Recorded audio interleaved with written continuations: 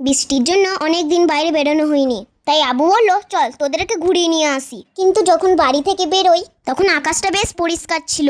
আমাদের মোড়টা পেরোনো মাত্রই প্রচুর বৃষ্টি শুরু হয়ে যায়। তাই আমরা এখন একটা ব্রিজের নিচে দাঁড়িয়ে আছি, অনেকক্ষণ দাঁড়িয়ে আছি, তাই আর সহ্য হচ্ছে না। তাই রেনকোট পরিয়ে বাকি রাস্তাটা যাব।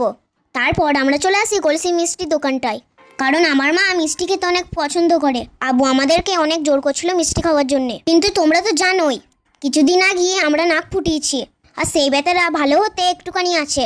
তাই আমরা মিষ্টি না খেয়ে দই খেলাম। তারপর আমরা চলে আসি ফলের দোকানে। ফলের দোকানে ছিল ড্রাগন ফ্রুট খাবো বলতেই আমার আব্বু আমাদেরকে কিনে দিল।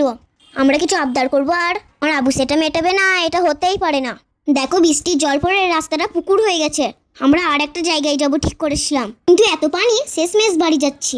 আমার বুনুটা মোটরসাইকেলের সামনে বসেছিল, তাই ওর মাথাতেই পানিগুলো বেশি পড়েছে, তাই আমি সেইগুলো মুছে দিচ্ছি। তুমি কিছু চিন্তা করো না বুনু, আমি সব ঠিক করে দিচ্ছি।